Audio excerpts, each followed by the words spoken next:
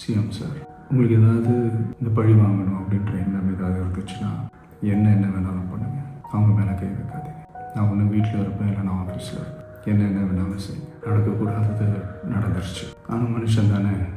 அந்த நேரத்தில் அத்தனை பேர் பாதிக்கப்பட்டு இருக்கும்போது எப்படி அந்த ஊரை விட்டுட்டு என்னால் கிளம்பி வர முடியும்? கூடிய சீக்கிரமே உங்கள் எல்லாரையும் நான் சந்திக்கிறேன். கரூரை சேர்ந்த அந்த மக்கள் அந்த உண்மையெல்லாம் வெளியில் சொல்லும்போது எனக்கு கடவுளே நேரில் வந்து இறங்கி அந்த உண்மைகள்லாம் சொல்கிற மாதிரி எனக்கு தோணுச்சு. என் லைஃப்பில் இந்த மாதிரி ஒரு பெயின்ஃபுல்லான ஒரு சுச்சுவேஷனை நான் ஃபேஸ் பண்ணதே கிடையாது.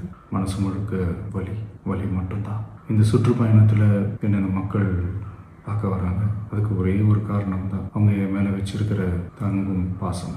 அந்த அன்புக்கும் பாசத்துக்கும் நான் எப்பவும் கடமைப்பட்டிருக்கேன். அதனால தான் இந்த சுற்றுப்பயணத்தில் மற்ற எல்லா விஷயங்களையும் தாண்டி மக்களுடைய சேஃப்டி, அதில் எந்த காம்ப்ரமைஸும் பண்ணிடக்கூடாதுன்றதுக்காக தான் அது என் மனசில் ரொம்ப ஆழமாக இருக்கும் அந்த எண்ணம்.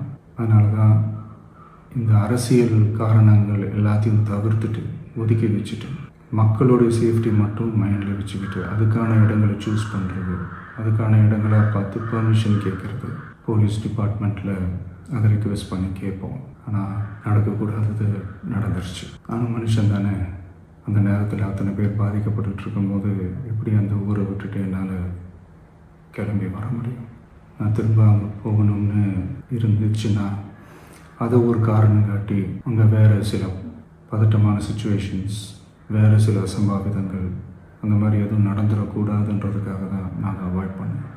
இந்த நேரத்தில் சொந்தங்களை இழந்து தவிக்கிற இத்தனை குடும்பங்களுக்கும் என்னுடைய ஆழ்ந்த இரங்கலை தெரிவிச்சுக்கிறேன். எனக்கு தெரியும் என்ன சொன்னாலும் இது ஈடேயாகாதுன்னு எனக்கு தெரியும். ஹாஸ்பிட்டலில் ட்ரீட் பண்ணிகிட்ருக்கிற எல்லாருமே சீக்கிரமாக க்யூர் ஆகி வரணுன்றதை இந்த நேரத்தில் நான் வேண்டிக்கிறேன். கூடிய சீக்கிரமே உங்கள் எல்லாரையும் நான் சந்திக்கிறேன். இந்த நேரத்தில் எங்களுடைய வலிகளை, எங்களுடைய நிலைமையை புரிஞ்சுக்கிட்டு எங்களுக்காக பேசின அரசியல் கட்சிகளை சார்ந்த நண்பர்கள், தலைவர்கள் அனைவருக்கும் என்னுடைய நன்றியை தெரிவிச்சு. கிட்டத்தட்ட ஒரு 5 மாவட்டத்துக்கு பிரச்சாரத்துக்கு போனோம். இந்த மாதிரி எதுவுமே நடக்கல. ஆனால் கரூரில் மட்டும் ஏன் இப்படி நடக்குது? மக்களுக்கு எல்லா உண்மையும் தெரியும். மக்கள் எல்லாத்தையும் பார்த்துக்கிட்டு இருக்கிறாங்க. கரூரை சேர்ந்த அந்த மக்கள் அந்த உண்மையெல்லாம் வெளியில் சொல்லும்போது எனக்கு கடவுளே நேரில் வந்து இறங்கி அந்த உண்மைகள்லாம் சொல்கிற மாதிரி எனக்கு தோணுச்சு. சீக்கிரமே எல்லா உண்மைகளும் வெளியில் வரும். எங்களுக்கு தரப்பட்ட இடத்துல நாங்கள் போய் அந்த ஸ்பாட்டில் நின்று நாங்கள் பேசிட்டு வந்தோம். அதை தாண்டி எந்த தவறும் எங்கள் சைடில் நாங்கள் எதுவுமே செய்யலை. பட் இருந்தாலும் எங்கள் கட்சியை சேர்ந்த நிர்வாகிகள், தோழர்கள் மேலே எஃப்ஐஆர், அது மட்டும் இல்லை சோஷியல் மீடியாவை சேர்ந்த நண்பர்கள், தோழர்கள் அவங்க மேலே எஃப்ஐஆர்லாம் போட்டு இப்போ பிடிச்சிக்கிட்டு இருக்கிறாங்க. சிஎம் சார், உங்களுக்கு ஏதாவது இந்த பழி வாங்கணும் அப்படின்ற எண்ணம் ஏதாவது இருந்துச்சுன்னா என்ன வேணாலும் பண்ணுங்கள். அவங்க மேலே கை வைக்காதீங்க. நான் ஒன்று வீட்டில் இருப்பேன், இல்லை நான் ஆஃபீஸில் இருப்பேன். என்ன வேணாலும் செய்யுங்க. நண்பர்களே, தோழர்களே, நம்மளோட அரசியல் பயணம் இன்னும் ஸ்ட்ராங்காக, இன்னும் தைரியத்தோடு கண்டினியூ ஆகும். தேங்க்யூ.